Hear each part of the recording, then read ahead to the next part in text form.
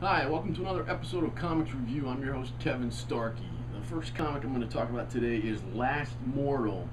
This is issue number 3. It's by Minotaur Press and Image. And this John Mahoney is the artist on this. I'm sorry, it's written by John Mahoney and Philip Sablik. And the art is by Thomas Knocklick. And the letters are by Troy Pateri. I think I might have talked about this one in the past, this series. It's a black and white comic. It's about a guy who can't die. I'm not sure why the name of it is Last Mortal. I mean, he's an immortal, so I'm not sure how the title plays into the whole thing. The artwork in here is decent. I really am enjoying the story. The guy is basically a smart guy, but his life sort of took a weird turn, I guess, when he was younger. He got to be friends with someone who got into a lot of trouble, and so he basically followed in his footsteps, and he's basically a petty criminal. His friend died in an earlier issue. I won't spoil how that happened if you haven't read it yet. And now he's basically being pursued by some people who had it out for his friend, and since he was involved, they're trying to get him and wipe him out. And he's died a few times already, and he keeps coming back.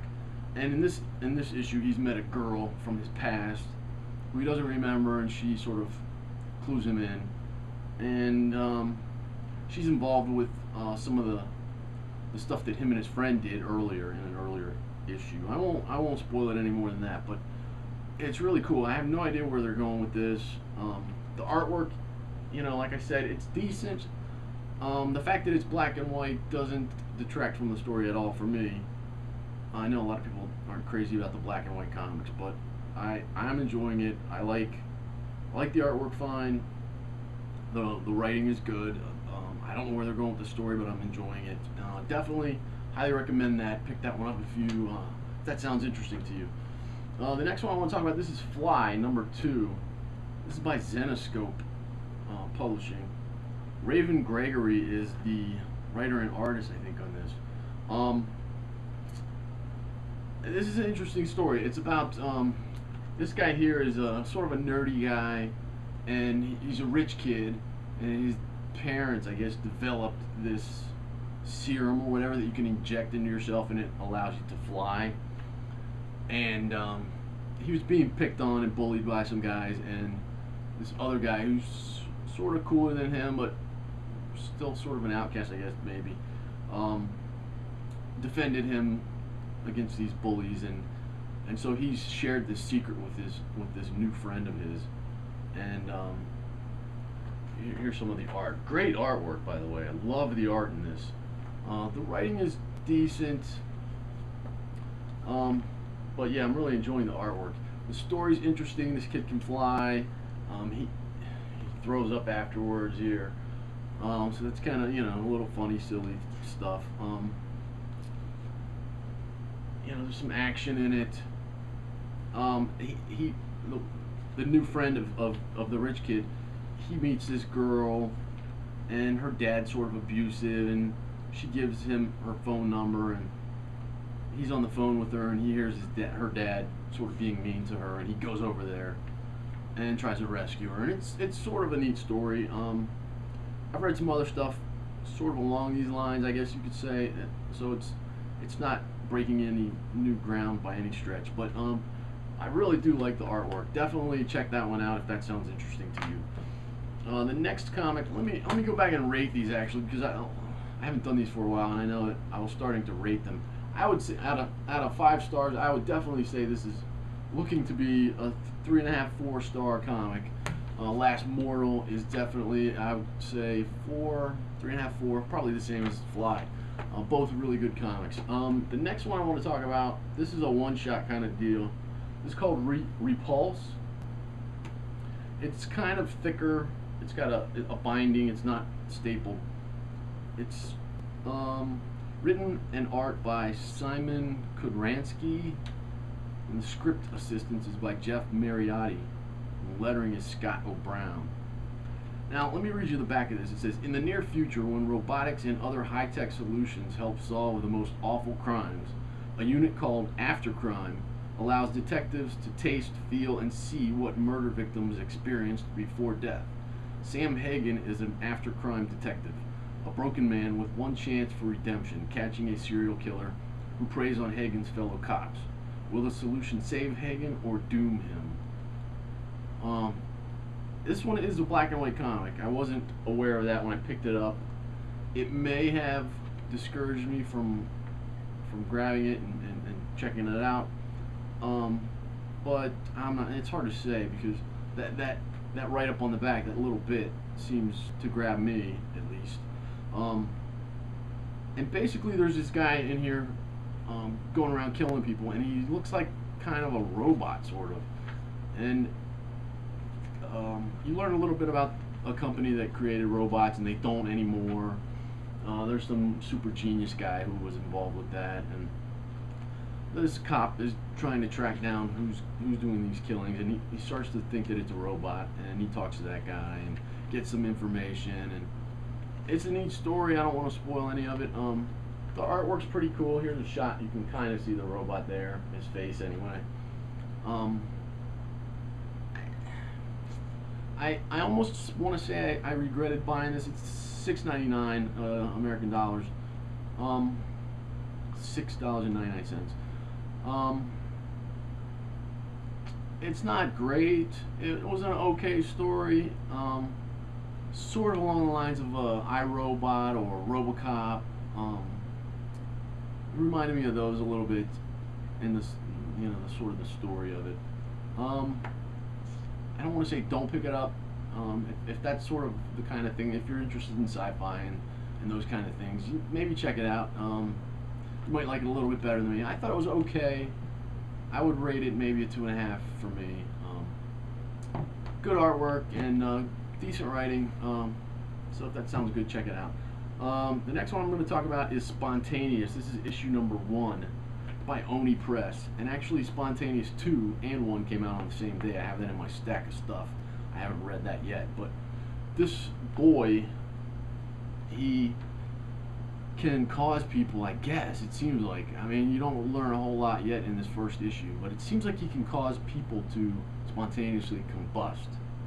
I'm not sure how he goes about doing that, but and I'm not sure that he knows exactly either. And then this girl that's in it, she's sort of a reporter, and they sort of meet up while she's trying to investigate this incident where someone was burned.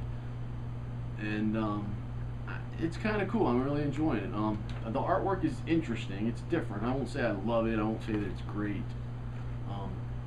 It's just a really unusual style. The writing in here is pretty good. I don't know if this is going to be added permanently to my pull list. I don't know how many issues they're planning to have. If it's going to be ongoing or just like 6 or 8 issues maybe. But it's cool. I like it. The artwork is odd, but it didn't bother me reading it. It didn't affect me one way or the other. I didn't love it, and I didn't hate it. I would say maybe a 2.5 to 3. I would rate that comic. It's pretty decent. Joe Harris and Brett Weldelay. I'm not sure how you say his name. Written by Joe Harris and illustrated by Brett Weldelay, I guess you say. So you might want to check that out. Give it a shot. And this is I.C.E. by 12 Gauge. It's Immigration and Customs Enforcement is what it stands for. And the guy on the front, to me, looks like The Rock. I don't know if that's intentional. I'm guessing it probably is. This was a $1 comic. And I've mentioned 12 Gauge before. I like the stuff they put out a lot. Written by Doug Wagner and art by Jose Holder. I hate to say it, but I was kind of disappointed in this comic. The artwork is decent. It's similar to some other stuff I've seen before. I didn't like the writing in this. It was a little bit confusing, a little bit just awkward. The action scenes are cool. I mean, the art is decent. I wasn't in love with it. but when I got to the end of this comic, I basically felt like I'm not really interested in this. I don't think I'm gonna pick up the next issue. Um, it might be your thing. You might want to check it out for only $1. It's probably worth it. For a first issue, I would say I would rate this maybe a 2 on my tastes, but I'm gonna give it a shot. It's only $1. Maybe you'll like it. That's it for what I'm gonna review this week. Let me just briefly mention the other comics that are in my stack this week. Here's American Vampire, issue number 17. They're already up to 17. This is by Vertigo Comics. Loving that series. There's also a little spin-off mini-series that is American Vampire that I'm enjoying also. That didn't come out this week, but just wanted to mention that. Here's Butcher Baker, number 5. Wow, it's already up to 5. This is by Image Comics. Butcher Baker, the Righteous Maker. It's kind of a neat read. It's kind of strange, different artwork, weird colors. Kind of enjoying it. I'm not loving it yet. I might be removing it from my pull list soon here. We'll see. I might give it another shot. Here's the Grim Ghost. This is issue 3 from Atlas Original Comics. These are kind of neat. I'm not loving them, but it's kind of neat. We'll see. We'll see where they go with it. Here's the Mission number 6 by Image Comics. Really enjoying that. I think that might be the final issue. I'm not sure how many there's going to be in this. I thought it was only going to 6, but I don't know. We'll see. It's a cool comic. I'm enjoying that. Here's another Atlas Original comic, Phoenix. This is issue number 3. That's kind of a neat one too. I'm not going to say much more about that, but I'm enjoying those Atlas Original comics. They're something different. Here's the Sixth Gun. This is by Oni Press. This is issue number 13.